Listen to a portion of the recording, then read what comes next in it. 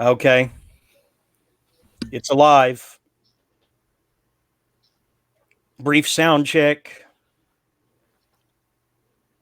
Hey, can you hear me good? It's alive. Yes. I heard my voice. That's all that matters. Okay. Test. No, but seriously, Zach, this better be good, Zach, because I was reading Charnel House by Graham Masterton all afternoon, and this pulled me away from it. So, welcome Curtis Lawson to the Quiet Place. His book Blackheart Boys Choir was on two of our top 10 lists from last year. So he apparently he gets a lot of fanfare in this camp, the rejected, the outlaws of uh, underground literature, the sub underground of literature, as it were. Yeah, and So he gets even more fanfare for putting his neck on the line to stand up to Brian Keene, who's probably the biggest bully in all of horror fiction. and that is why we are here today for BK, Burger King, Brian Keene, BTK. All these things with the BK initials. Yeah, I think we'll call him Burger King, or I will Burger Keene. How about that? Will there be Whoppers? Yeah. No one tells Whoppers like Brian King. So I was hoping for meat. Well, I'll tell you what I'm hoping for. I'm hoping there's a little bit more. Yeah, I'm hoping for meat too. I'm hoping there's a little bit more meat to this than just Brian Keene blocked me. But I know that there is no question Brian Keene has tried to set himself up as the mafia don of the small press world and the remnants thereof that are left of its shambling corpse. He's always bitching about how this publisher isn't paying him, that publisher isn't paying him. Strangely enough, he let Eraserhead Press get away with not paying him. Apparently, let's see. He goes out of his way to take issue and shame and bully authors who hold him in high esteem because they step out of line with his little political regime, as it were. Now, it's not a crime to block people on Twitter or Facebook. I did my fair share of it, and believe me, I was happier for it. I don't believe that blocking people is running away. Blocking people, if someone throws a punch at you, then what do? You block, and then you punch back, right? Yeah. But Keene has had a long storied history the last several years of claiming that he is neither an SJW or a conservative. He's a middle ground, middle of the road centrist. King of the monkey rape scenes. Bullshit, I say. Yeah. He also says only I can write rape scenes. Okay, guys, only I can be trusted to write rape scenes, like in Castaways. Whatever. I say bullshit. He positions himself as a grandfather figure who's going to save the day and rescue any damsel in distress. He is firmly entrenched in SJW territory, and after that, I will mute. And Zach, I will leave this in your capable hands. Proceed how you want to proceed, but give room for Ben and Curtis to. Yeah, definitely will be given a lot of room to Curtis. The main reason I wanted to do this show was just to have a very public forum where, people of like mind can come together and show that, for the most part, no one really wants to adhere to these very strict guidelines. People like Keene and other various I don't know what you would call them. I hate to use the word gatekeeper because it gets used a lot, but gatekeepers they'll always, they'll just take people's names and run them through the mud for no good reason, particularly with the subject we're talking about today with what's his name, Curtis? Duncan Ralston, I believe. Yeah, Duncan. Yeah, no good reason. And Keene will just shame him on Twitter shamelessly. And if Keene had his way, Duncan Ralston would not have a career left. He would, be exiled from, all of the horror fiction community. And if people don't say anything to it, then we're just letting him be this kind of ruler with a lot of power. Not that he has any real power. There's no actual effects coming out of this. But for readers, it's just not good. And Curtis realizes that. He wrote a novel, Blackheart Boys Choir, which I included in my last year's top 10 list, which is good because I read like 90 books last year. So it's freaking awesome. He put his Stoker nomination on the line by publicly going against Brian Keene for what he did to Duncan. And that's why we want to have Curtis on the show, because he keeps showing that he'll be courageous in a lot of ways, even writing a book like Blackheart Boys Choir, which I'll let Curtis talk more about. That shows it shows guts, and that's why we want you on, Curtis. Thank you. I honestly, I don't know. I guess it's the day and age we live in, but it kind of feels silly that this is like even a thing like oh, let's talk to this guy because he stood up to Brian Keene. It's ridiculous that is special. That's where we are, right? That's where we are in this whole thing. That has to be a thing. Yeah. And I also want to talk to this dude, Victor J. Roth. It's awesome. Yeah. But it's just, this was just something. My Facebook is mostly private. Only friends can see it for most of my posts. So it was really just addressed to the horror community that, I'm a firm believer in generally minding my own business. And, I've seen a lot of things over the years where certain individuals like Brian Keene will say or do things that rub me the wrong way. And usually it's enough out of my sphere of interest that, I don't say anything because, not my monkey, so to speak. But I know Duncan Ralston. I know he's a good guy. I know he's a great writer. And I know he wasn't being antagonistic. And it wasn't just that. It's Duncan, he's a very successful indie writer, but he's an indie writer. And I don't know this other guy, Victor or whatever his name is, but it sounds like he's not at that level. He's like an aspiring writer.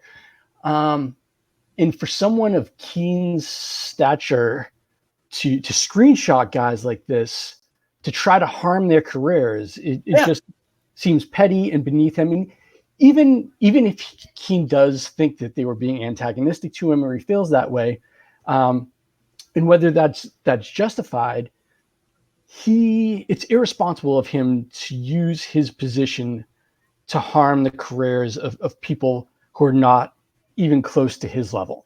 Again and again and again and now, again and again. I do want to. Yes. Oh, yes. It's no question. And Strange is the only one who's ever forced an apology out of him, I might add, when he caught him in a lie when he said that he was at the Bizarro Con where an awkward young gentleman allegedly stalked or made Constance Fitzgerald uncomfortable. That kid was not a harm to anyone. But anyway, Brian Keene said he had seen it and he was not even at that Bizarro Con. Strange caught that lie and made him apologize for it. And he did on his own show. Now that's the only time he's ever apologized to my knowledge. But didn't he apologize to Gil Valet for leaning into him about did he? I don't believe he would.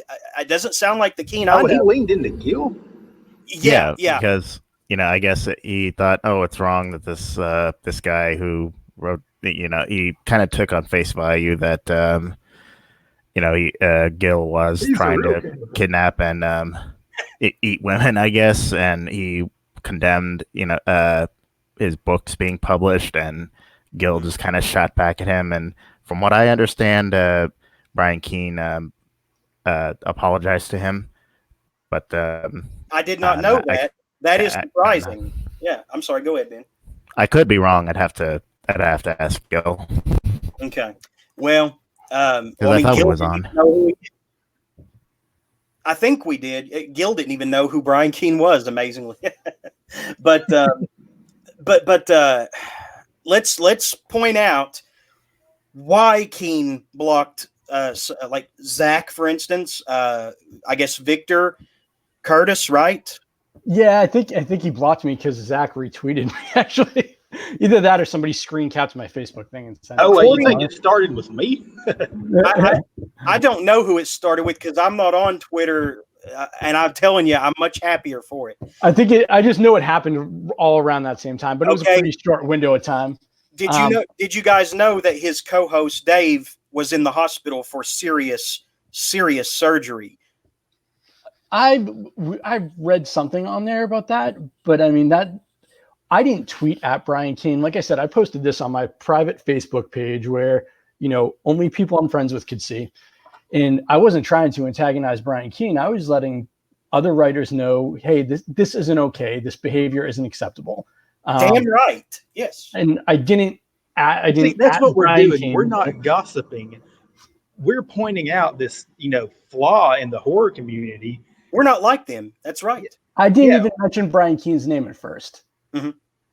Once people started asking, I just posted the link to his blog and what he said. And, I just referred to him as a horror icon at first. So, I feel for him that his friend is in the hospital and all this, but that's beside the point. That doesn't excuse his behavior. Took a shot at Dave, did they? Nobody took a shot at Dave, did they? Right? No one Not did. that I know of. Yeah. I do know someone who took a shot at another person who was sick a long time ago, but I won't bring up grudges. Oh, O'Brien. Well, not personal grudge, but O'Brien. Yeah, I remember the whole Craig Spector debacle. That was probably one of the first things that really kind of rubbed me the wrong way was when he said that Craig Spector needed to get good with God. Whatever it was he said. What was his problem with Craig Spector? They never. It was. Let's see. Spector allegedly, according to Keene, Spector allegedly threatened to show up at a Scares That Care convention and cause trouble, according to Keene. But little did they know that Spector ended up showing up and had a great time with everybody. Everybody had a great time with him. I don't even know if Keene was there or not. I mean, I guess he was, but he had probably avoided Spector, right?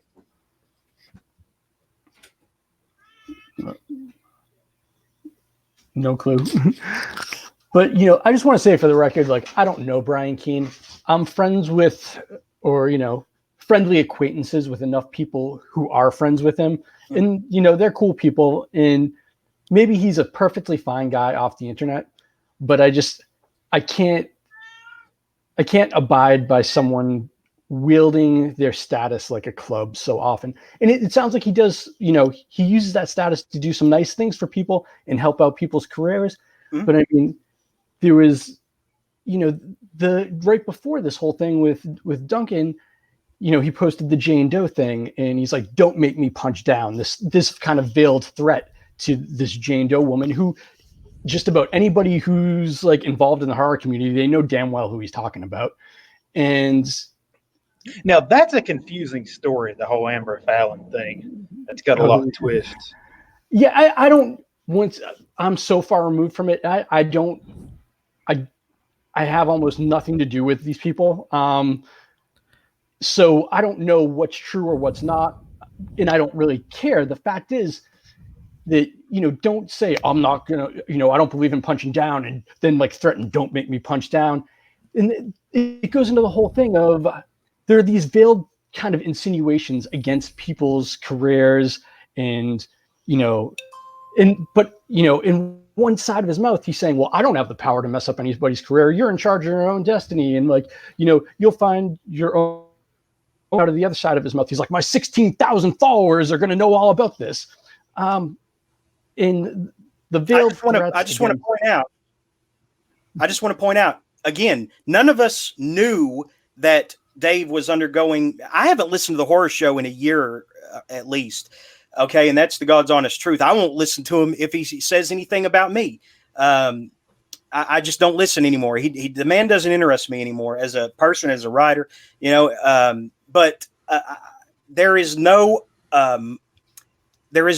animosity with Dave Thomas in this.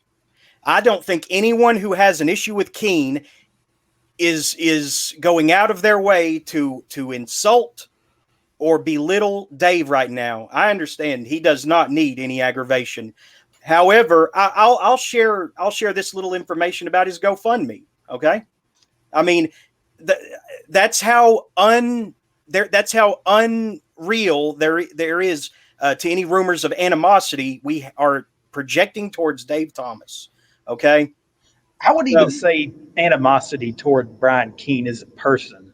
We're projecting animosity towards this. I mean, I want to say sickness in publishing communities. That's true. That's true. But no, this has nothing to do with Dave Thomas and anyone who does try to bother him. Leave him out of it. The man is going through very hard times. This is about Brian Keene and his fucking desire to put himself up on the shoulders of people who look up to him, and step on him. Yeah, it's so weird because his persona is like equal parts elder statesman, peaceful granddad / you'll never work in this town again businessman. Mm-hmm. It's so weird. I guess that makes sense in a certain. I mean, we're all complicated people. We're all flawed. He doesn't even come across in this sense. It's less human. I want to say it's more he is wielding. I mean, he's like a dang embodiment of the social climbing system. I can't disagree with that. So, once again, like I said, I've never met Brian in real life. I've never even read one of his books. It's just, I have. I've read several of his books, and only one of them really I liked. That was Conquer Worms. And this has nothing to do with him outside of his persona or with his, or even with his work. I just, sometimes, like I said, I try to mind my own business, but sometimes, you see something and it's wrong, and you just have to say something. Yeah, if you didn't say something, the one person who's going to suffer is the one who does not need to suffer, and that is Duncan. And there are people who could add to this conversation who are being a little bit weak-willed. Curtis had enough balls to come on, and talk about this, but there are others in this conversation who are being a little bit wishy-washy and meek by hiding in the shadows from this and thinking it will just go away. These people have a grudge that lasts forever. Okay. Well, I got probably 12 direct messages last night after this from people who were afraid to comment or afraid to even hit like, but being very supportive, being like, "Oh, you're a better man than I am. Oh, I can't believe you had the balls to do that." And it shouldn't even be like that. Like, it shouldn't be like it. I had the balls to stand out to Brian Keene. Like, all I did was make a Facebook status, and it's just so it shows the sickness in publishing that where everyone's so afraid of one person. And yes. I'm not going to fault any of my friends, who reached out to me. I appreciate them reaching out to me, and I appreciate, their support. And I'm not asking them or expecting them to come forward and say their own things. We all have to consider our careers and, our future. And, some of us just want to keep writing. Man, at this point, it's like your career has to be put on hold once you're faced with something like this. It's like, do you have your friends back? Or do you do what's right? And you did what's right, not thinking about a Stoker, not thinking about people who are like, "Oh my God, I love Brian Keene. I was thinking about reading this dude, but not now." I mean, you can't think about that. You've got to do what's right. Yeah. Now I do feel like Ben is trying to chime in. What did you want to say something, Ben? No, I don't really have anything to say right now. Okay. Let us know. And Kurt, go ahead. No, I was just gonna say that the other thing about it, and I mostly self-published. Blackheart Boys Choir was self-published. I had actually, to Zach's point about, having the balls. Like, I think that writing that book took more balls than saying anything to a big horror icon or whatnot, or about a big horror icon. And I had sent it to a couple publishers. St. Joshi had put me in touch with a couple publishers because he really loved it. He wrote the foreword, and people said, this book is awesome, and I can't sell it. It's gonna upset my readers. Man, I'm actually surprised at the reception. I'm I sure am you know more too. about the reception than me, but I thought people were going to like. There are a few key, I guess you would call them, in quotes, celebrity book review people in the horror field that I thought were just going to trash it. Me But they too. ended up loving it. Yeah, and I'll get into why I think that is later, but I thought the same thing. I thought it was going to be all 5 stars and 1 stars. But it's gotten better reception than I expected, which is cool. But what I was saying, why I brought that up is, this was a self-published book because no one would touch it. And my novella I just published was, that was self-published. And I do some stuff with small presses. I have a collection coming out from Weird House this year. But for the most part, like, what is anyone in this industry going to do to me? Like, they can close doors. Maybe I can't go to a convention. Maybe I don't get onto a panel. Maybe I don't get on the Stoker ballot. But ultimately, nobody can stop me from writing books. Nobody can stop me from publishing. The readers don't give a shit. Like, the readers don't care about all this. They just want good books. So, like, ultimately, it's kind of like you said, like, nobody who wants to set themselves up is like, like the kingpin of horror actually has any real power. It's all this perception of power. I want to add one thing to that. There are readers who care, and those readers are aspiring writers who just want to brown nose. And if you're not in, they're not gonna read your books. I do believe you have lost book sales and you have lost readers over this, but you lost the ones who are just wanting to climb the ladder. Yeah, and that's why I'm not calling them readers. I used to be a brown noser, so I know a thing or two about it. I muted certain aspects of my personality for 2 to 3 years to get in, deep with to embed myself in the Bizarro community. And I regretted it later because I wanted so desperately to be a part of them that, I felt like I could, deal with that, inner inventory later. And I just, things they started doing and saying just added up over time to where I thought, you know what, maybe this isn't for me after all. Man, that's me too. In high school, I was the same way for a year or two, maybe longer. I can't remember. Just sub into the various Bizarro outlets. Who is this Victor J. Roth guy? Do any of us know him at all? No, I'd never heard about him until that. I just know he's friends with Duncan. That's literally all I know about him. Okay. Well, Brian Keene made him famous. You know what? That's the thing. Anytime someone tries to shame an author, I'm definitely buying one of that author's books, at least one. Okay.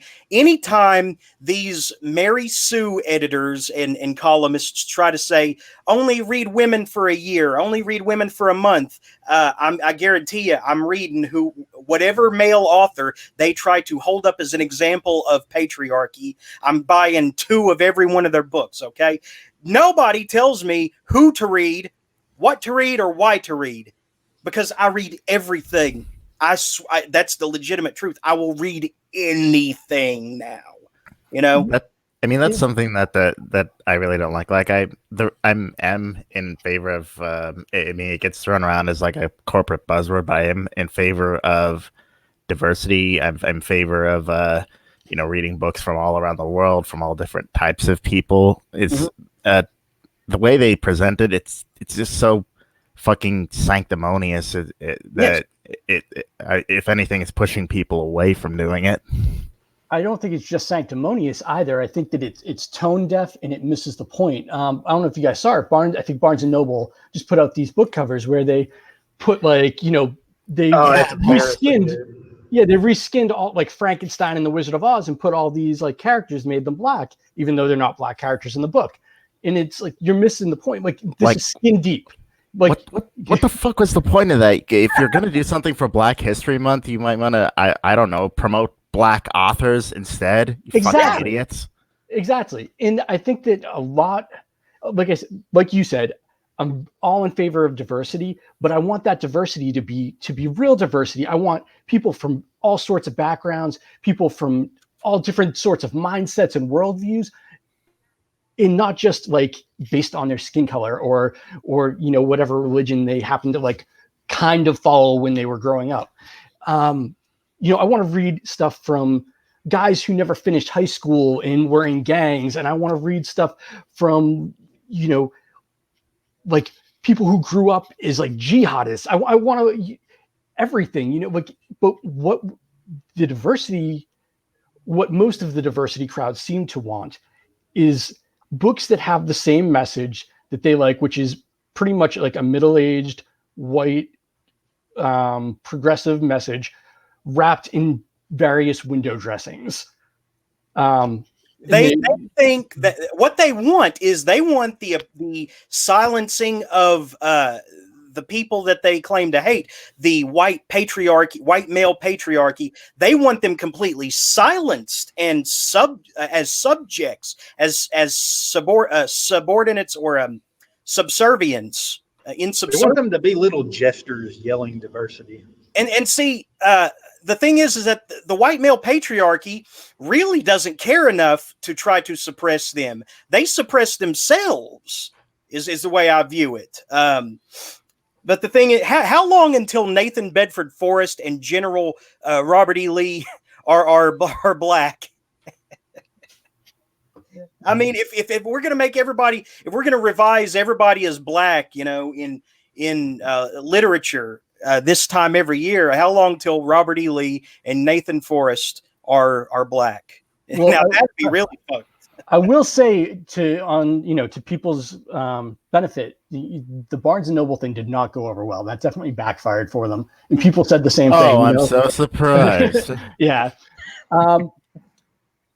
But like I said, I think the diversity is important if it's actual genuine diversity where you're seeing different ideas. And I think that's the problem. They don't want different ideas. They want the ideas passed down from the editors in Brooklyn, basically. It goes through them first, then all the little, I don't want to say minions, but the people who are just going to have that same message. Yeah, basically what you said, the same message, but just wrapped in different shrink wrap. It's like, oh, instead of a white guy, instead of this novel being about a white guy having a existential crisis in New York City, it's about a black lesbian having an existential crisis in New York City. Exactly. It's sort of like that. It's not an attempt to really, really diversify because it's getting different viewpoints. It's about to make one class of people feel better. Please tell me this is just a meme right here. I don't know. Is that for a play? I'm thinking so, but if it's for a play, then it doesn't really matter. Most plays have used colorblind casting nowadays. Yeah, I thought it was like a book cover at first, but yeah, if it's for a play, whatever. Would that even be historically accurate, though? I mean, I know they had some parts of Africa under their control, but I don't think it's even. I don't think it's even addressed. It's just if the actor's good enough, they don't really pay attention. They don't bring up race in it, so I think that's the idea. Okay, go ahead. Kind of like Shakespeare, Yeah. But yeah. So, anyways, I didn't want to come on here and gossip about Brian Keene the whole time. I just wanted to speak my piece about what I saw as not cool and not acceptable. So I don't know if there's more people need to do what we're doing. Yeah, guys, it's not going to change if you don't involve yourself in some way. If you don't, put your mouth to a megaphone, metaphorically, not physically, because those things are annoying as fuck. But if you don't, megaphone your voice out there into the ether of the internet in any way, then you have no one to blame but yourself when these people come for you with torches and pitchforks. Which it seems to be like, every day a more common thing. Like, it's like, who's going to be on the chopping block next? No one probably ever thought it would be Duncan Ralston, but lo and behold, it becomes Duncan Ralston. Now, and it's so random. Like, you get what I'm saying. look over the last few years at how many celebrities that we hold up as icons. Their motivations, their entire careers, their lives are put on the block for judgment. By who? By what? Who are these people that they stand in judgment of what these people have done, things greater than they could ever accomplish because they're too busy whining? Well, I think that actually I just wrote recently a blog post about kind of like my troubled teenage years on Red Rum Reviews, and Nikki Noir, who runs it, asked me if I would write a follow-up about how I kind of like overcame all my bullshit when I was a kid and became like a fully functioning adult, so to speak. And the biggest thing, man, is just stop being so concerned with other people. Like, focus on yourself and bettering yourself so that you can help the people around you, and stop getting hung up on being resentful of other people's success, or, concerned about what other people think or what other people say. I don't know. That's my big advice for how to become a better person. Well, you don't see that in fiction communities because everyone's trying to be some sort of a bargain bin internet celebrity. Yeah, that's all they care about. And it kind of surprises me. You wouldn't think as an outsider looking in that writers, people who are, creating these freaking worlds from their imaginations would be, subject to this. You think that they would be, the free thinkers, blah, blah, blah, but they're not. And I found that time and again, fiction writers, for the most part, are 100% spineless, and they don't want to put themselves in these situations. They don't want to put their neck on the chopping block for the greater good.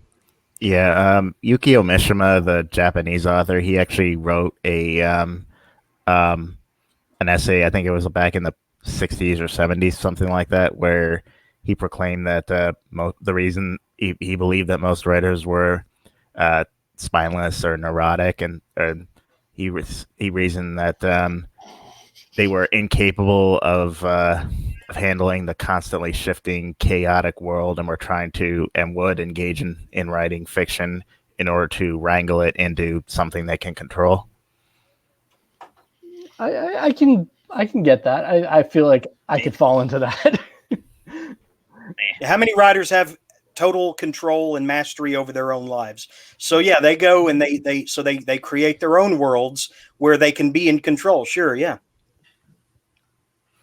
Yeah, Yukio Mishima actually believed that of most artists. He believed that there were only a few who actually didn't fall into that category, like actors. Mm-hmm. I will say, though, I think that as a whole, I was never involved in Bizarro. So I literally, everything I know about the Bizarro community, like 90% of it comes from Kevin Strange. So I was never involved in it. I never wrote it.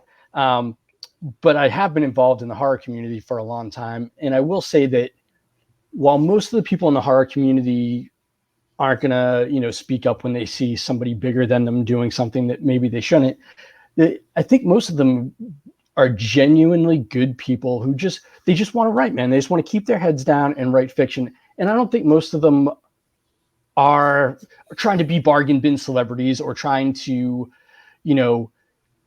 climb over each other and eat each other like rats. I think most of them are just, are supportive of each other and want to write fiction and are pretty cool people. It's just that the ones who are shitty are really loud about it. And they're very noticeable. I think that we're kind of both right. There are definitely a lot of people who, like as you said, and I would say that's the goal. It's all about fiction. All this other stuff shouldn't kind of occur. But as of now, the kind of publishing, I don't want to say empire because it's not that big, is kind of structured in this way. And over time, a lot of these people who keep their head down realize if they want to get anywhere and realize their dream of being, a writer who's read frequently and kind of, talked about in the community by other writers and readers, they have to submit. And I would say that, while a lot of these people may be quiet, at one time or another, they have submitted, and they've, heck, I can attest to it. especially back in high school. But and as Jeremy said, he did too. But so I don't know. I think it's too big of a problem that touches everyone. The lucky ones stay away, but I think they're definitely the minority. Ann Sturzinger, when we had Ann Sturzinger on a few weeks ago, she talked about how authors have to network. That doesn't mean you have to you have to sign over your soul and everything that you like about yourself. You keep a comfortable distance, and you can be friendly and even, come to love, people in these different, factions and tribes, but never surrender your virtues. The things that make you. Absolutely. That's the key. That is what Keene's people do.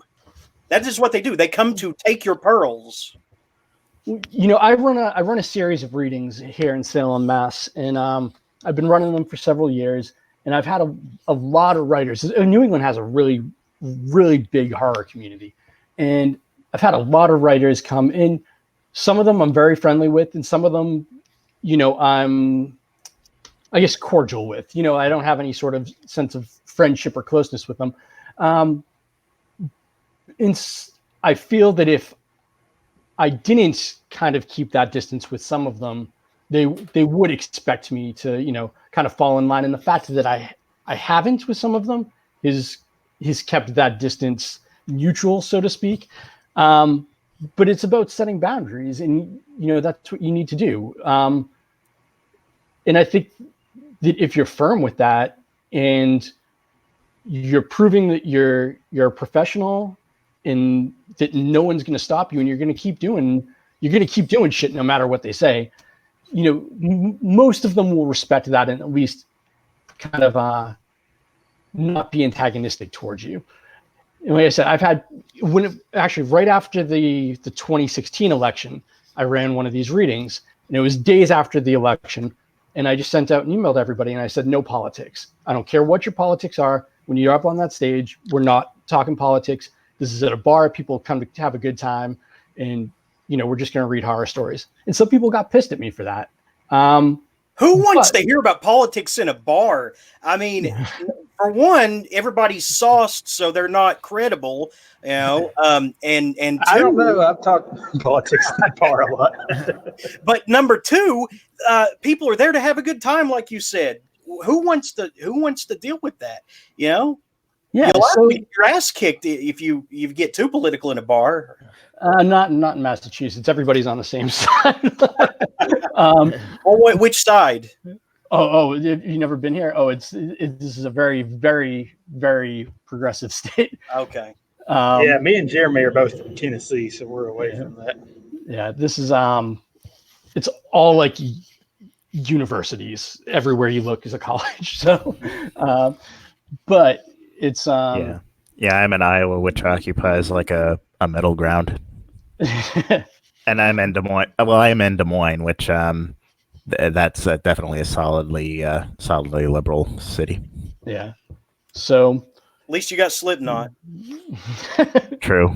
That's something to be proud of. I don't care what anybody says. That's something to be proud of. Freaking mall pover. Well, Slipknot seems to have started to get respect. So, I guess we're on the map now for a reason other than. Yeah, so we're on the. So now we have two accomplishments: Slipknot and the caucus.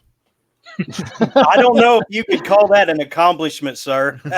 It's entertaining. Well, this is the first time the caucus has been this much of a clusterfuck. Man, they botched it bad, didn't they? Botched it. Yeah, they certainly botched it, and they aren't a bunch of rat bastard fucking election rigging bitches. Bernie got fucked again, didn't he? So there's actually like a definitive answer now, because I stopped following it because there was just no freaking. Bernie just they still haven't delivered all the results.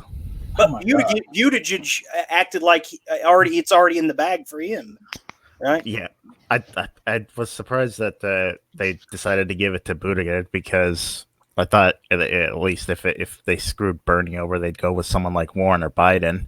That's not hyperbole when we say that Bernie got fucked two caucuses or whatever in a row. It is a fact. Just read Donna Brazil's book where she admits it and how she was hired by the Clintons to throw softball questions to her during the debates. Yeah, it's pretty clear that the DNC is trying to fuck Bernie again, and they're apparently going to run the. That's the only chance they have. That's the funny part. They're fucking themselves too. Yeah, and apparently they're gonna try to run the human equivalent of a Bank of America float in a pride parade. Which one? I don't. Buttigieg. He's just a corporate sellout who tries to hide behind the fact that he's gay. You know, I don't really want to get into politics, but I will say that, you know, I think Bernie Sanders' math is bad, to put it mildly. But I think he's probably the only honest one out of the bunch, except for, I do like, what's her name? From Hawaii. Tulsi? There.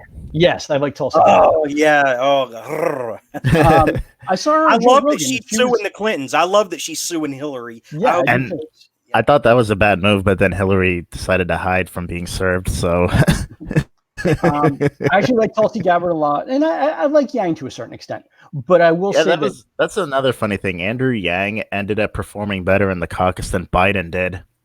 Yeah, well, I think Yang actually has something to offer. I think that Biden couldn't perform a bowel movement after eating stewed prunes.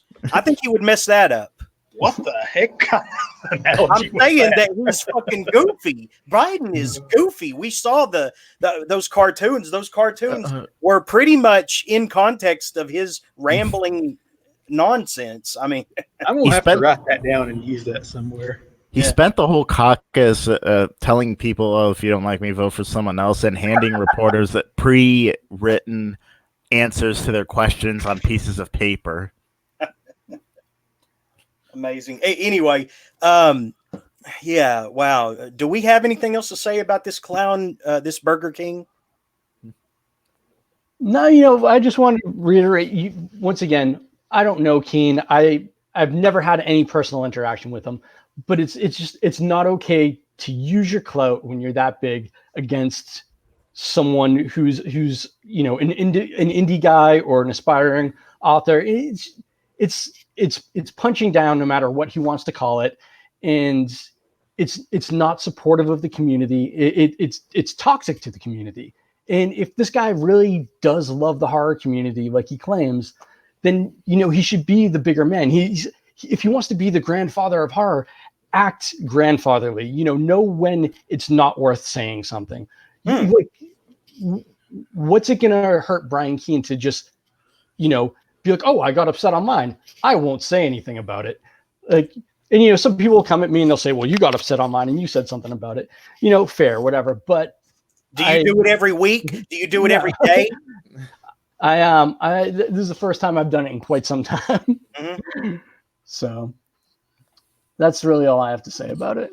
Well, let's talk about, I don't know. Do we have anything else to add to that, guys? Or should we grill him about some of his own work before we wrap up? Or you guys handle it. I'll let you, I'll just be right here.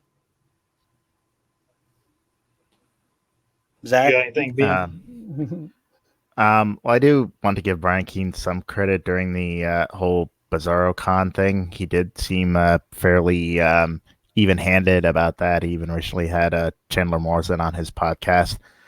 No, wait, you're talking about from what, last year or the year before, where the guy apparently he did the Bizarro Showdown, and his performance offended the people that were supposedly unoffendable, right?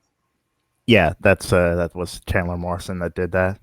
Okay. And Brian was actually there, and he seemed fairly even-handed about the thing on his podcast, and eventually had Chandler Morrison on. Man, joking about pedophilia is like playing with, like tossing around dynamite from one friend to another.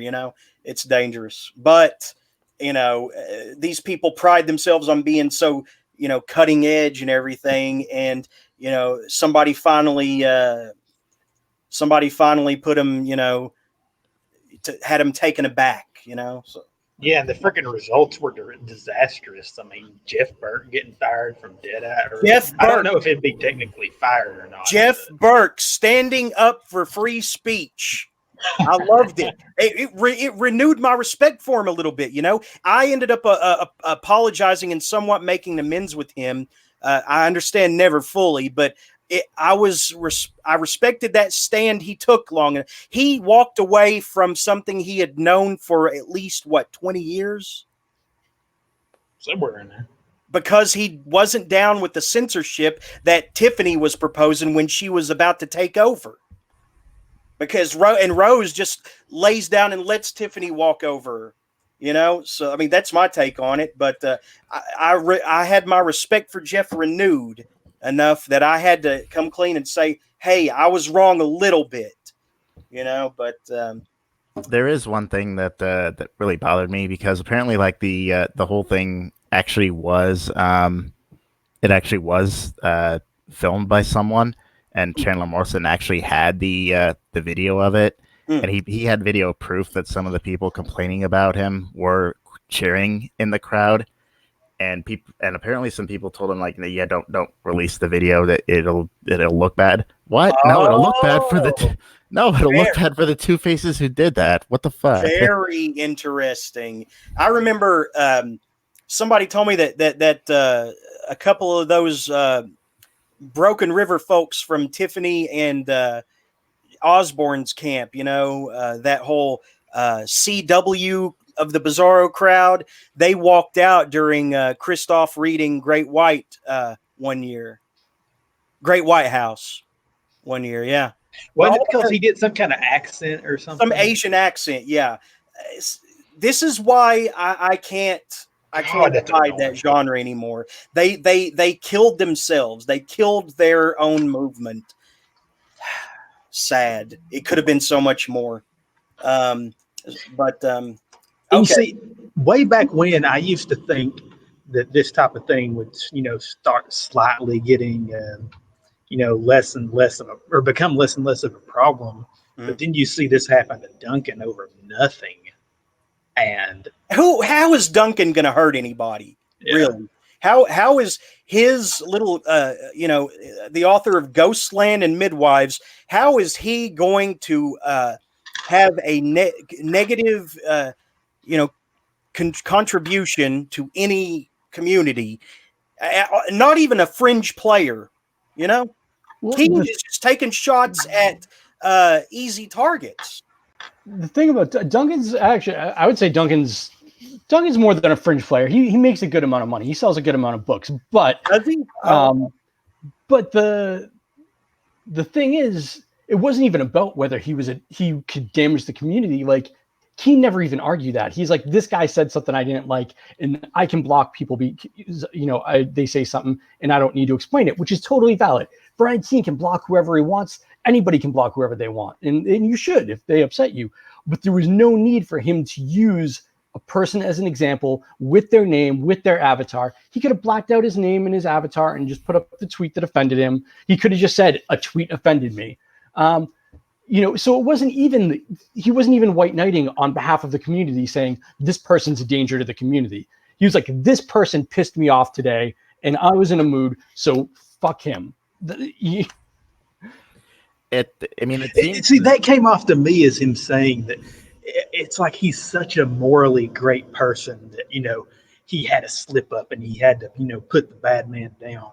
I mean, that was just an annoying article all the way around. Go ahead, Ben. I was going to say, it seemed pretty transparently hypocritical to have that right before that article, the article about, we know it's about Amber Fallon. So, yeah, he was calling her Jane Doe and not mentioning her name, which is fine. Like, that's his side of the story. And even if people are aware, that it is Amber Fallon because the two had a pretty serious falling out, it seemed fair for him to say, yeah, I'm just not going to mention her name, which he probably just may have just done that so she doesn't get publicity. But either way, deciding not to name her, I think that was a perfectly fine move. But then transparently doing it in the very next article without even a hint of self-awareness, that just seemed blatantly hypocritical to me. You didn't even need to write that article about her. There was no need. He's Brian friggin' Keene. He doesn't need to address this stuff. Just ignore it, man. Just be a grown up and ignore it. Yeah. On one hand, yeah, but if the accusations in that are true, then I do see why he did write it. Duncan Ralston claims the definition of Schadenfreude, which is the German tendency to revel in an enemy's suffering. Now, I don't know what that was in reference to, but I just have a strong hunch that it was not in reference to Dave Thomas. None of us knew that Dave was in any kind of trouble. We don't keep up with Dave. We have our own lives, and we definitely would not spend an afternoon or evening, hounding him when he's in the hospital. And I don't think that these guys would either. No, I don't think that's. I don't know what Duncan meant by it. I'm sure that wasn't it, though. If I had to guess, it was probably in regards to I'm still reluctant to say her name, even though you guys did. Amber. Yes. In my guess is you're right. I'm pretty sure it was. Yeah. Because of the claims made against her. And like you said, if the claims that he made against her are, true, I understand why he'd be upset. But imagine that, I don't know, imagine you're Glenn Danzig and the opening band pisses you off. Are you going to go on line and be like, oh, this guy and this band who toured with us for a year pissed me off? No, you're just not going to mention him. Well, that's not the best example, because Danzig did get in a fist fight backstage with a singer of the North Side Kings. But Danzig didn't talk about it. The North Side Kings made a publicity stunt of it and put it up on their website. Danzig was fuck this guy. Yeah, that's what I was going to say. Well, yeah, he probably wouldn't go online. He'd probably just throw hands. Yeah. And if you notice, not to get too sidetracked, Danzig goes down, not all the way to the ground, and that North Side King guy fucking road runners right out of there before Danzig. Danzig's 50 years old, and this dude's hauling ass. And then that guy wrote a book called Never Punch a Rock Star, complaining about how it's become the story of his life, punching Danzig, and talking about all the death threats and all the unwanted attention it got him. Seriously, an entire book whining about all the attention it brought him, in the negative. Yeah, well, he needed something to supplement the income from Walmart, I guess. So, So, Blackheart Boys Choir, was the inspiration from it slightly attributed to The Talisman by Stephen King? I've never read The Talisman. Really? No. I have a weird relationship with King's work. I love half of what I read, and half of it bores me to shit. So I haven't read nearly as much as I probably should. But no, Blackheart Boys Choir was, the name just came from the fact that years ago, when I was still too old to start a band with a name, I thought it would be a cool band name, and it just stuck in my head for years. And then I was like, you know what, I'm going to write a book with that name. And I just kind of came up with the story, but it's a lot of the stuff in there is actually modeled after the black metal scene, which I was a part of when I was a kid, and in my early 20s. And I didn't want to use a real subculture in there because I felt like it would be dated very early. I feel like even now metal's old guy music. So, and I was thinking of Anthony Burgess when he wrote A Clockwork Orange. He used all the weird slang because he didn't want to have Alex going around and be like, oh, this is groovy, because it would be goofy in 5 years. So, so that's kind of why I swapped out the metal subculture or any existing subculture for this kind of weird classical music stand-in. And metal's too obvious, right? For evil. Yeah, exactly. Yeah. So, but a lot of the way that the kids act and kind of the elitism that they display, and even the aspiration towards being, bad and cold and evil or whatnot, a lot of that is drawn from my own experience in the black metal scene when I was younger. What, in a band? I played in several bands, yeah. Holy shit, that's awesome. What would any I might have heard of? Probably not. What did you play? I played guitar and I sang, like more like growled than sang, but I played in this band called Legacy for a while, and we played Milwaukee Metal Fest one year. It was kind of like the highlight of my music career. And then I played in a kind of punk band called The Vengeful and Godless, kind of punk, more metal, I guess, still, but we thought it was punk. I don't know, because it wasn't black metal. So yeah, I played in a few bands, and I like I said, I just kind of grew. My teenage years and early 20s were in that scene, and we were kind of troubled. You know, we would vandalize churches and talk about, we'd talk shit about how we're gonna go out and we're gonna burn down a church and we're gonna do all this fucked up shit, and it was all bullshit talk, and we never did it. But we wanted to be like Mayhem and Burzum and all these guys. And I actually used to exchange letters with some of these guys in Europe. And yeah, it was, most of it was theater, but you start to believe your own bullshit, So that went into the book too, where basically it's about this kid with these violent fantasies, and he starts to not be able to differentiate between what is actually happening and what are his violent fantasies. And he finds his dad was a composer who killed himself, and he finds this piece of music that his father wrote that wasn't finished, and someone had blacked out all the bars, and he thinks it was his mother. So this demon speaks to him from the song and basically tells him that if he does these violent acts, it will reveal more and more of the song for him. So he becomes obsessed with this piece of music and finishing it, and starts doing these increasingly violent acts and dragging these other troubled kids into it with him. Cool. But I think see what the fuss is about. I'm gonna have to see what the fuss is about. Yeah. Well, so this isn't a spoiler. It's about a school shooting. So that's kind of one of the sensitive things about it. The other thing is that I think Zach was surprised that people didn't catch on to or didn't take offense to is it's very critical of modern culture, I guess. And critical of the things that, it's like almost taboo to be critical of. Yeah. And, I think part of that, though, you were talking earlier about how it hasn't gotten kind of the negative reception that I expected. And I think that's because I went out of my way to criticize across the board. I didn't let any taboos get in the way.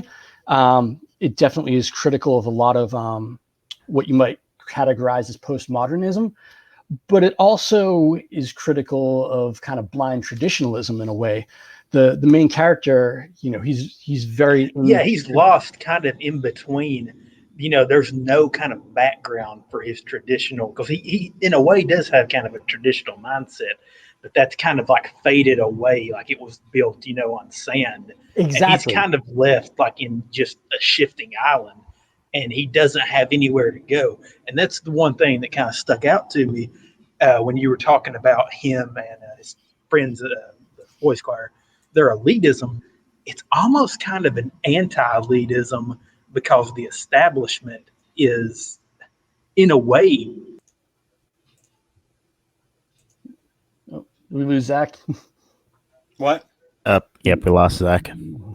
Oh man, Zach, come back. He was right in the middle of a sentence. He was on a roll, wasn't he? Yeah. But yeah, what I was saying, essentially, with the traditionalism, it kind of addresses, I'm kind of a paradox in the sense that I value tradition a lot, and I value, traditional Western culture, so to speak, but I'm also something of a futurist, and I'm an atheist, and I consider myself progressive, not in the political sense, but in, seeing science and free thought progress forward. But when I think a lot of people gravitate to traditionalism in search of something that they feel that they've lost, that they've never had, and may never have been there. And that's kind of a staple of black metal, even, is this paradise lost kind of thing. There's this atavistic yearning for something you don't even know what it is, but you're convinced that it's in the deep past. So you delve into that to find this thing that you're missing. You're back. Zach is back.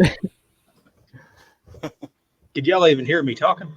We heard I just added you back. I didn't know you were back. Go ahead. Yeah, you cut off right in the middle of a sentence, something about how the characters in the book were anti-elitist or something like that. Well, they were kind of. It might be on just my end. I don't know what happened in my connection. Am I echoing? Yes. Yeah. It's weird. In the catacombs. Nothing changed about my setup. Who knows? I don't think it's too bad. I don't think it's bad enough that we can't work around it.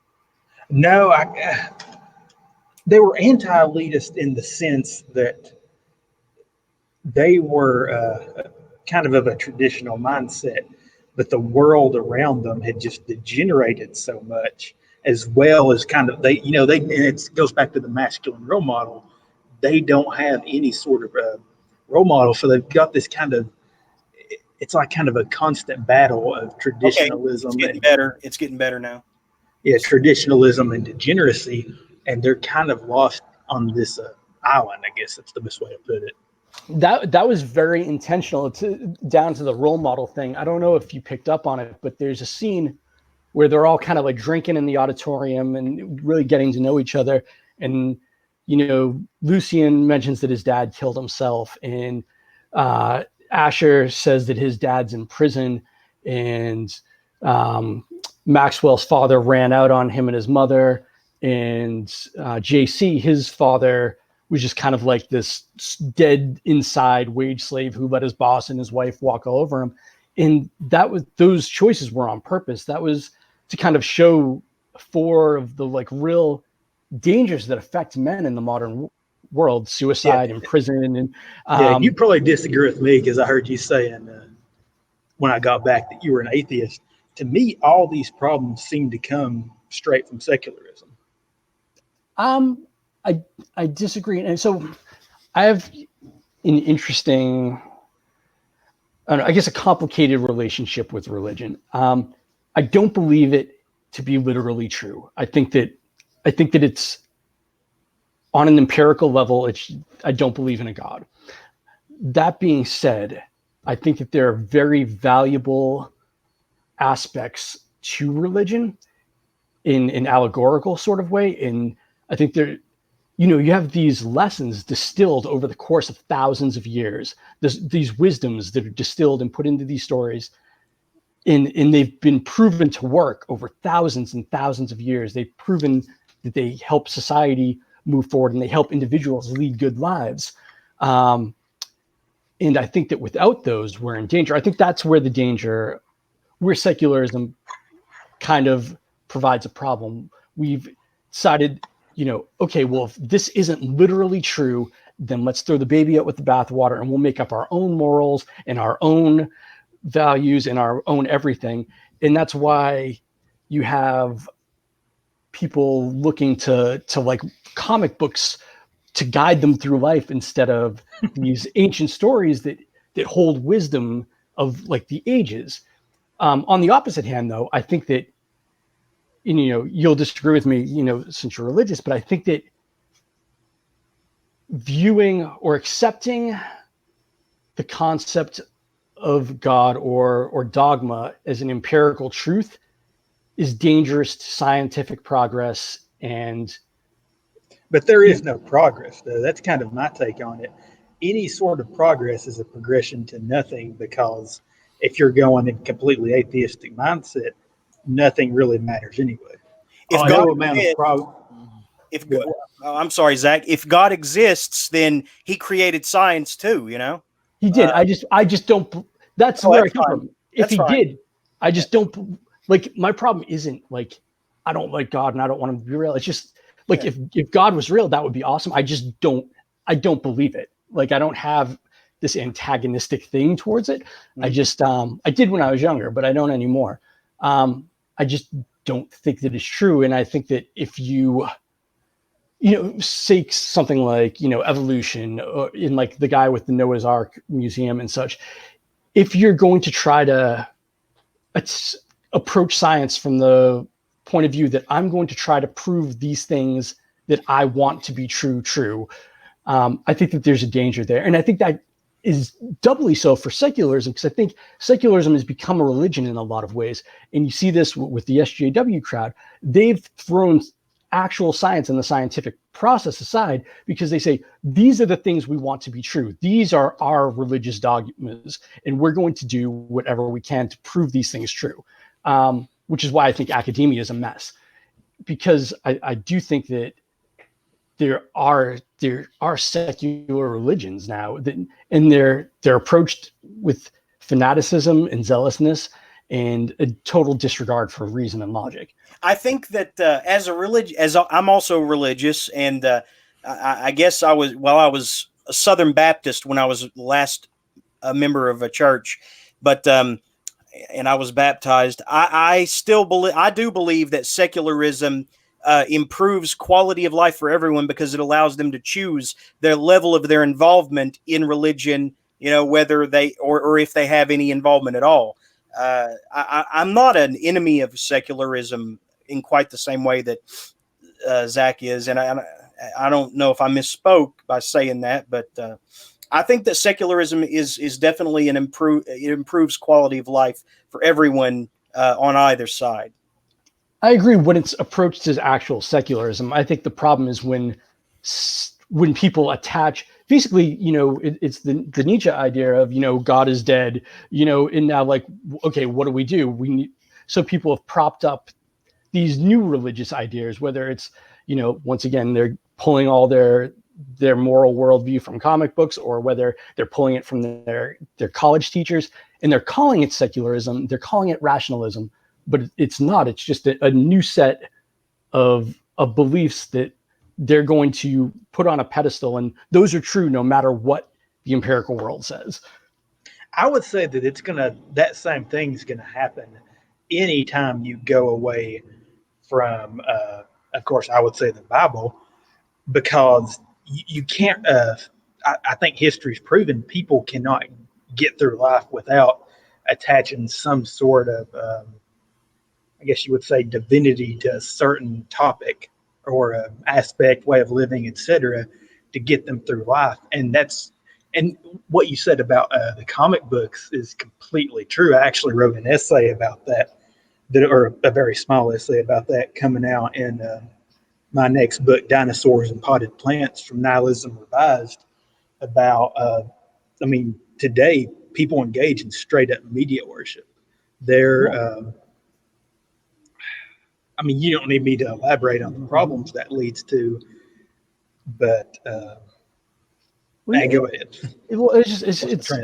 It's absolutely true, because, and I have nothing. I wrote comics for 10 years before I did prose. I have an encyclopedic knowledge of the Marvel universe up to about 2008. But these are written by, especially now, they're written by people with a specific agenda, and they don't hold the wisdom of 2,000, 3,000 years within them. It's just some dude's opinion, and to base, your worldview on that, even if it's subconsciously, there's a danger to that. And yeah, I always find it funny how, everything nowadays, and yeah, it's basically what you said too, what they were doing 2,000 years ago was, the freaking way to do it. Whereas nowadays, if you follow them, it's a topsy-turvy world where nothing makes sense. Yeah. But they act like they're using reason and they're using logic. But as you said, they're just attaching false divinity to what they want to be true. Let's test that encyclopedic knowledge of Marvel. That's what I. Okay, name every member of the Infinity Watch real quick, if you can. Oh, the Infinity Watch. Pip the Troll, Adam Warlock. What was that chick with the tattoos? The bald chick with the tattoos. Moondragon. Mm-hmm. Drax the Destroyer. Yep. It's 4. Um, Come on, man. Guardians. Was it Nebula? No. Not Nebula. Gamora. Yes. Yeah. Almost there. And yeah, the Reality Stone. Who had the Reality Stone? It was secret for many issues. I don't remember. It's been a long time. Thanos. I failed. Okay. Which was really weird because he was technically a villain at the time. But Adam Warlock did that because he felt he could trust Thanos with it. Wasn't he insane? Huh? Wasn't Warlock insane in like the first couple issues of it too, from having the gauntlet? Isn't that why he gave one of them to Pip the Troll? I believe he was insane at one time, and of course he was an artificial life form. Yeah. So of course he was insane for much of his early life. Remember when he abducted Lady Sif to be his mate, and it displeased Thor greatly. So yeah, you did forget one member that came later in the comics, but I won't hold that against you. When Warlock no longer trusted Gamora, he took the time gem from her and gave it to Maxim. You probably don't remember that, huh? Is that what led to, not the movie version, but is that what led to Infinity War in the comics? No, okay. Infinity War had already happened. Okay. Okay, we're getting into major nerd territory. So I'll leave it there. Yeah. Okay, you more or less passed. I'll except for Thanos and Maxim. So Right. I just wanted to test that little bit of trivia on you. So I appreciate it. I feel like I'm the only person in this group who just can't get comics. Like I've tried, but like something about that immediacy in my imagination of fiction is just like, I feel like comics are like lost in between movies and fiction, and I just got to pick one or the other. You'd have to have grown up with them, I guess, to get it. To this day, I've just not been able to, and I've tried like so many times. You like The Boys, Curtis? I haven't watched the show yet. I haven't. Man. I don't get much time to watch TV. I'm a stay-at-home dad, and I homeschool my kid. And that's good. That's good. That's very good. Most of the time, I'm not doing stuff with my son. I'm writing, so I don't watch much TV. Do they pressure you to keep up with vaccinations as a homeschooling parent? I mean, I'm fine with vaccinations anyways. But yeah, they want us to have, he's actually part of like, he's involved in like a virtual school. So it's kind of like a hybrid of homeschool and public, but like, so to be able to do any of the outings, basically any of the social stuff with the other kids, you have to be vaccinated. So Ben, you good? You got anything? I don't have anything now. Okay. I will say though, going back to the religion thing, I think that, like I said, I've only recently in the past, I don't know, a couple of years come to appreciate, I guess, Christian / biblical stories. But before that, I when I was a kid, I was, I kind of read everything I wasn't supposed to as a kid. So, it started with like the Simon Necronomicon and the Satanic Bible, and then it moved into, like political stuff I shouldn't read and like pagan stuff and blah, blah, blah. So, but I got maybe the unicorn was real. Yeah. A couple of people, actually, one person who reviewed it mentioned that they were afraid to type the unicorn's name in their review because it was based on real occultism. So, but I found that in mythology and even like certain occult traditions, there's that. Was it Pegasus or what?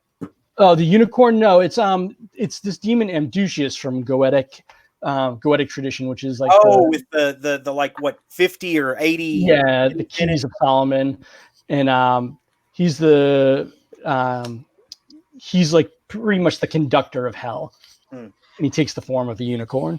You guys noticed we haven't mentioned Burger King in about I guess 20 minutes. Isn't that something? That's how little he factors into our lives.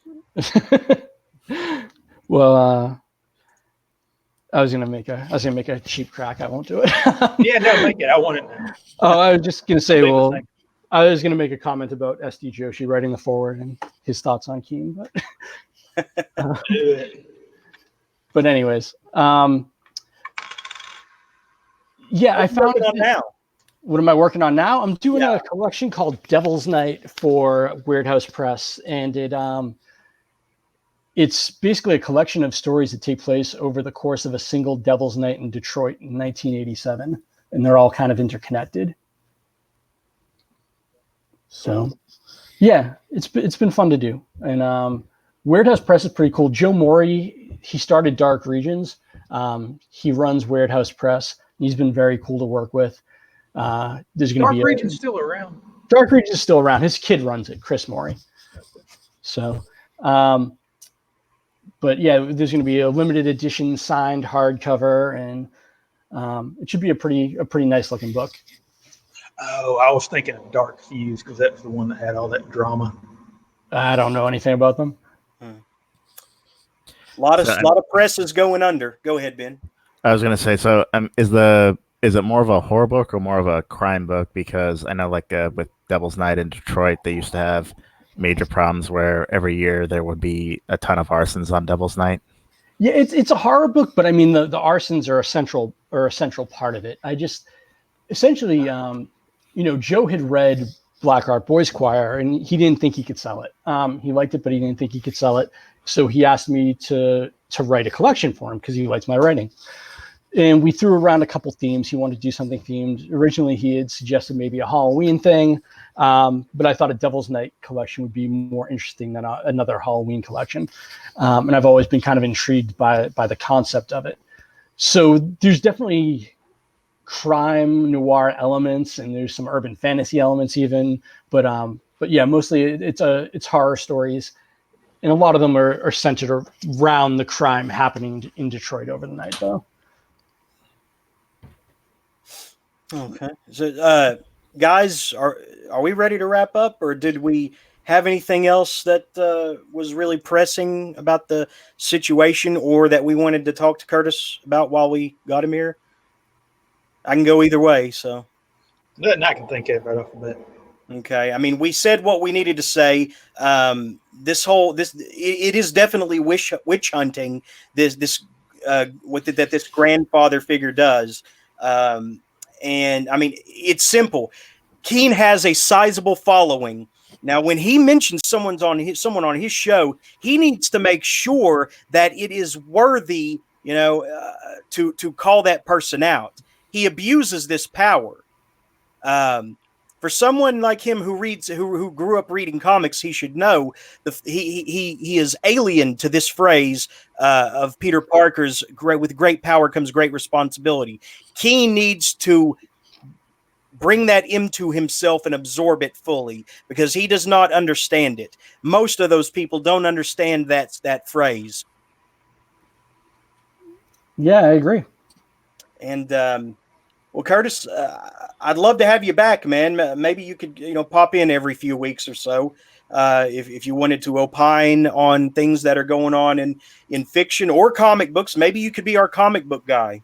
I haven't read anything new in comics in a long time. Well, have you heard about the DC Marvel crossover that might be happening this year? I haven't. No, I have. I'm really hoping for Deadpool versus Deathstroke. That'd be pretty cool. Yeah. I went to a Stan Lee memorial. It was like a Marvel exclusive thing.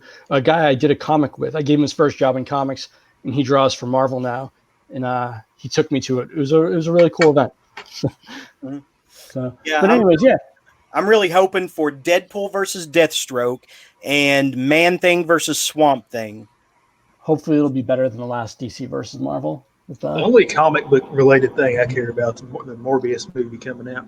Oh, that looks so awesome, doesn't it? Speaking of trailers, though, did you guys know, and I thought this was like a bit on Saturday Night Live at first, there is a new Saw movie coming out. Yeah, man, I watched that right before we actually started the show.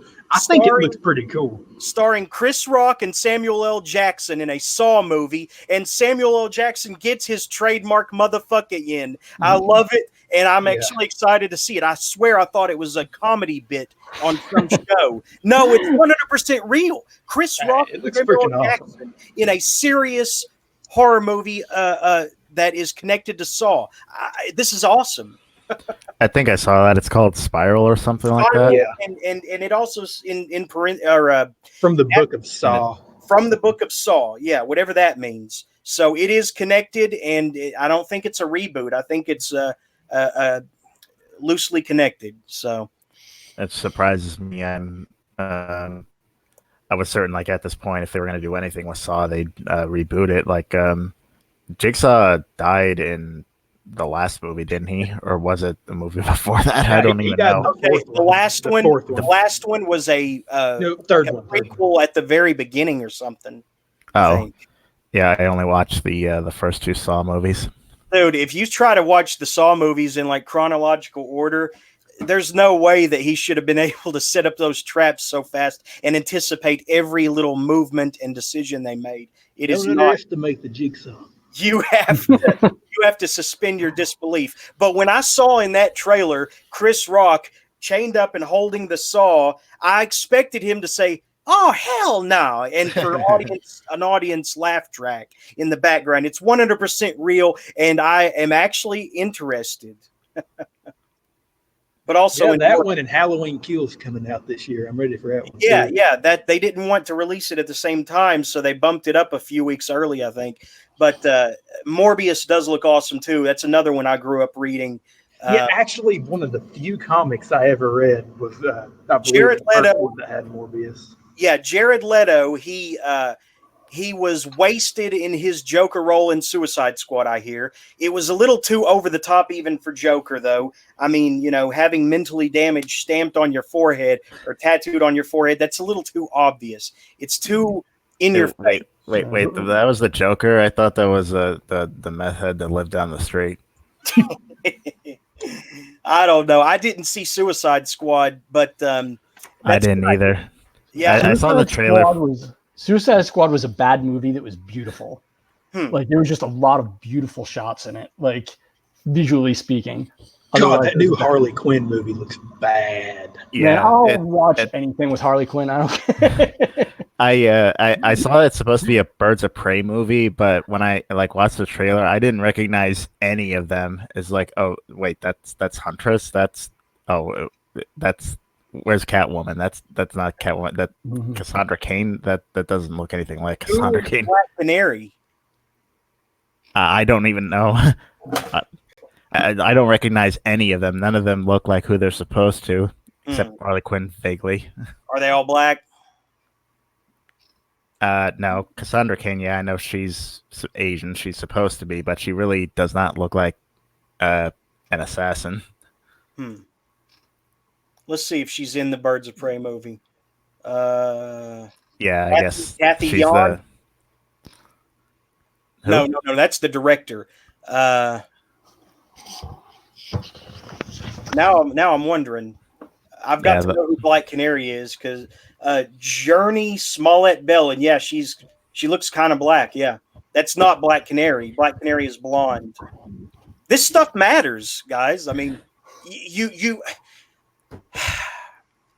might as well make your own movie with make up your own characters instead of standing on the shoulders of previous creations. If you're going to change everything about them, Now, I forgive it with the new Joker movie because that was art, But I think that you have to accept. This took a long time for me, but these are just they're just corporate trademarks. Like I grew up like Marvel was such a huge part of my life growing up, but essentially, I mean, man, they're just money making thing. They're just corporate.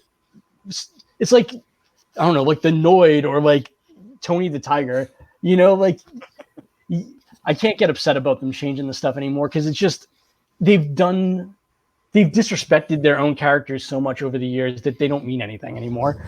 Yeah, I miss the Noid though. Do you know the story about why they got rid of the Noid? Yeah, the guy was nuts because his last name was Noid. Imagine How unlikely is that? The guy got bugged because his last name was Noid, and people made fun of him, and so he took Well, he was Domino's. he was schizophrenic, I think. Really, and he took a Domino's hostage. Amazing. I never heard that story. That's pretty awesome. Yeah, and one of the funnier parts of it is apparently he ordered them to make him a pizza, and while he was sitting there eating, they slipped out. And that's how the hostage situation ended. I'm looking this up. I don't know what the heck the Noid is. They could have used Bad Andy as the negotiator, but he came a few years later. You say you don't know what the Noid is, Zach? No. Yeah, you too. Oh, that freaking. Okay. Yeah. I never knew that was for Domino's. Yeah, they had a video game too, I think. Yeah, that thing looks annoying. Yeah, they apparently it was just a Japanese game that they reskinned to be about the Noid. Nice. See? Yep, there you go. Avoid the Noid, he ruins pizzas. Oh, look, he's got his own Funko Pop figure. That's not God. I hate those things. What is Domino's isn't the best pizza. No.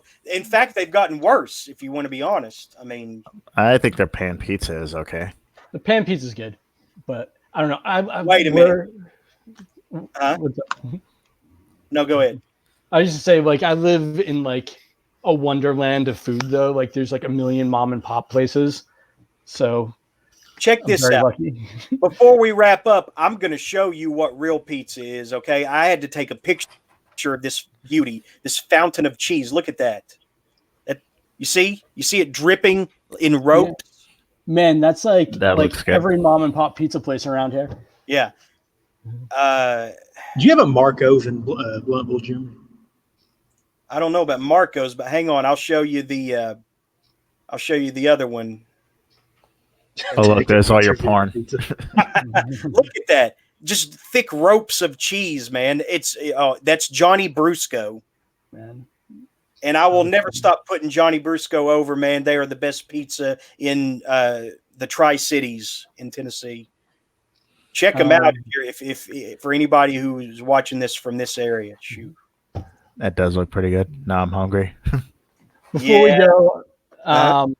we go, I just want to, say, well, first of all, I want to thank you guys for having me on. But not that I should, but I do want to apologize for the cheap shot I took at Keene with the SD Joshi thing. That's not what this was about. So, Well, yeah, I shouldn't egg you on either. Well, it's good to have humility. Sometimes you've got to put on your pit bull face. It's good to have humility and mete out the degree to which you can be right and be wrong. But do you think that the other side is taking their rights and wrongs in measurements? No. No. But like I said, if we didn't do this, Duncan Ralston would be freaking exiled right now. I mean, no, he wouldn't. Look, we're not saving him, but people didn't do this. Yeah. Somebody has to say something, even if it never gets heard. I think Duncan will be just fine. And I think he would have been just fine, but it's going to happen to someone else and they're not going to be.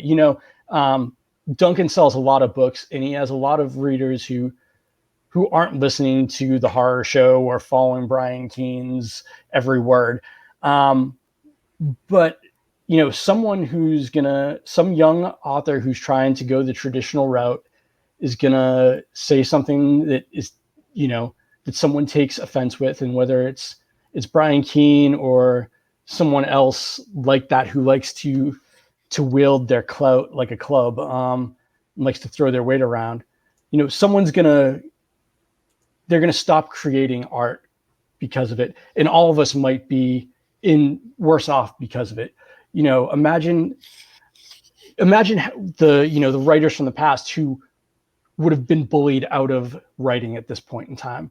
So, we're damaging the very essence of literature by letting stuff like that happen. Yeah. Well said. Hey, James in the chat, thought I would check in before I go to bed. Thank you, buddy. That means a lot. I don't think you're still here anymore, but thank you, James.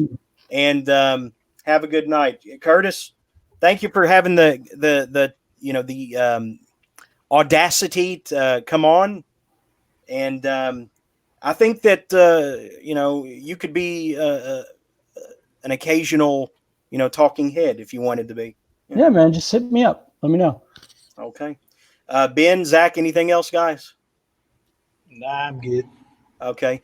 Well, anybody who hears this, tune in Sunday when we talk about what are we talking about again?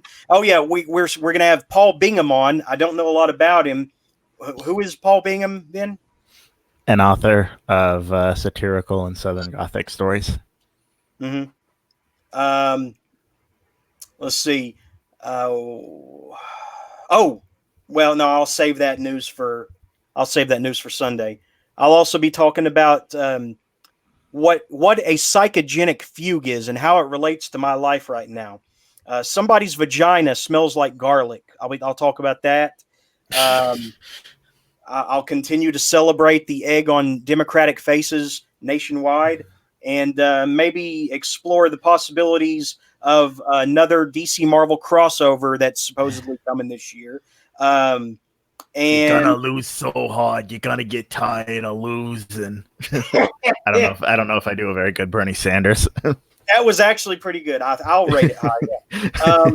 Also, I finished Catfish in the Cradle by Weil E. Young earlier, and I actually recommend it, and I'll talk more about the one nagging issue I had with it Sunday. So, tune in, and I don't know, maybe Curtis, if you want to drop in Sunday, maybe we got room for you too. I don't know, but Gregor should be back too by then, and give Gregor some shit for not being here tonight. I respect him wanting to stay out of it. I wasn't referring to him when I said that some people were weak-willed for not wanting to come on. I actually talked to Gregor earlier, so I'm just kidding. Okay. Yeah, I think he just wants to chill and read. Yeah. But hopefully he'll be back, and hopefully we won't, be fighting to get a word in edgewise with each other Sunday with all those people. So, all right, guys, thanks a lot. Yeah. Thank you. Thanks for coming. All right. Thanks, guys. Always a pleasure. And like I said, I couldn't stay for hours this time. I got to get up at 4 a.m. But, the nice little impromptu stream, to put the word out, that there is a place for the fringiest of the fringe to go, where Brian Keene's words have no effect, whatever it's worth. And this may be a little, a small show, very small show right now, but the more people who have the gall to call Brian Keene out on his bullshit, the more this could grow from the sub underground up. And if it doesn't, that's fine too. I'm a grown man. I don't need Patreon donations to live from month to month like Burger King. Anything else, guys? Well, I did just want to plug that Elaine, my next novel, is coming out on the 28th. Zach gave me a very nice review of that, so thank you very much, Zach. Yeah, I actually finished it today. It's pretty good. Awesome. Yeah, thanks a lot. Awesome. I'm gonna check. I'm gonna get into it fairly well before then too. February 20th is my birthday. I just happen to already have a copy, so might as well go ahead and plug in Dinosaurs and Potted Plants again. July 31st. July 31st. Yeah, paperback only. I'm not a fan of the paperback only stipulation, but okay, I'll work with it. Yeah. Okay. You All right. Did you have anything you wanted to plug, Curtis? I mean, we already talked about Blackheart Boys Choir. Other than that, I have a new novella that came out last month called "Those Who Go Forth into the Empty Place of Gods." And yeah, if people wanted to go. That title's long in the tooth. Yeah, I like long titles. I decided I didn't want to sell any books, so I just gave it a title no one could remember. So yeah, that's about it. Okay, and since Gregor Zane isn't here to plug it, Gregor Zane's Son of Hanover Block is coming out soon. It's Son of Hanover Block. I don't know if you guys read it, but it's fucking incredible. I actually bought the first one, to be honest. I was expecting more from Brides, but I'll definitely give Son a shot.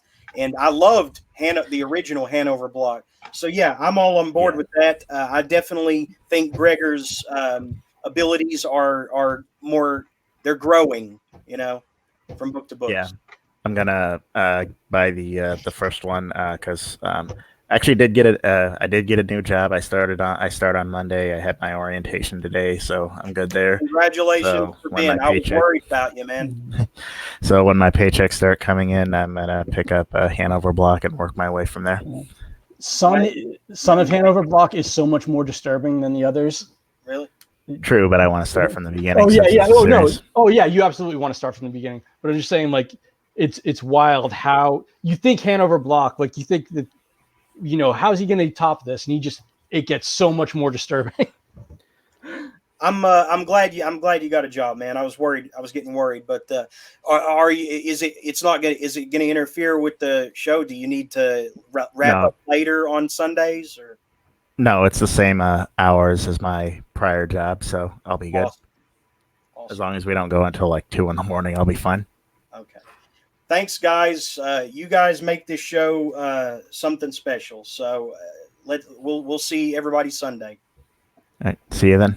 Bye. All right, are you gonna play us out with anything, or are we just ending? I think I'll just we'll go cold today this time. So Okay. All right. Later, everyone.